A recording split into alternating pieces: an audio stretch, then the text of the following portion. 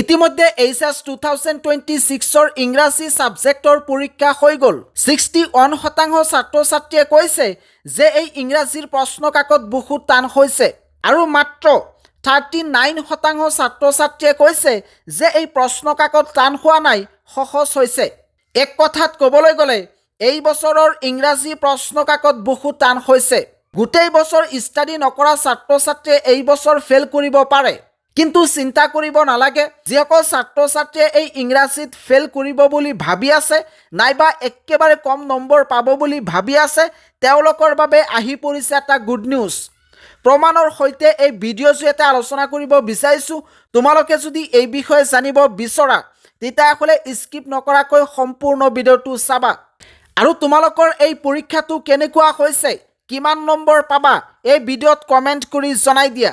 ইয়াতে তোমালোকক দেখুৱাব বিচাৰিছোঁ এইগৰাকী ছাত্ৰই ইংৰাজীত মাত্ৰ 21 নম্বৰ পাইছিল আৰু ইয়াক 9 গ্ৰেছ মাৰ্ক দি উত্তীৰ্ণ কৰাই দিছে। আৰু এই শিক্ষাৰ্থীজনে 9 গ্ৰেছ মাৰ্ক লৈ 3rd ডিভিজনত উত্তীৰ্ণ হ'ব পাৰিছে।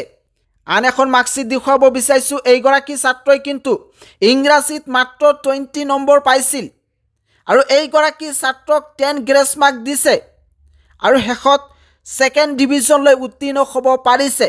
আৰু এখন মাৰ্কশ্বিট দেখুৱাব বিচাৰিছোঁ। এইগৰাকী ছাত্ৰই আকৌ 23 নম্বৰ পাইছিল আৰু 7 গ্ৰেছ নম্বৰ পাইছে, তথাপিও কিন্তু 3rd ডিভিজনলৈ উত্তীৰ্ণ হ'ব পাৰিছে।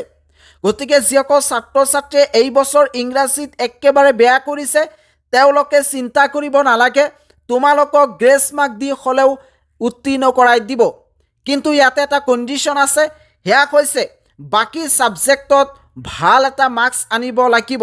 তোমালোকৰ এতিয়া যিকেইখন ছাবজেক্টৰ পৰীক্ষা বাকী আছে সেইকেইখন ছাবজেক্টত যদি ভাল এটা ৰিজাল্ট কৰিব পাৰা তেতিয়াহ'লে এই ইংৰাজীত গ্ৰেছ মাৰ্ক লৈ উত্তীৰ্ণ হ'ব পাৰিবা। আছাম ষ্টেট স্কুল এডুকেশ্যন বৰ্ডে সদায় তোমালোকক উত্তীৰ্ণ কৰাবলৈ চেষ্টা কৰি থাকে।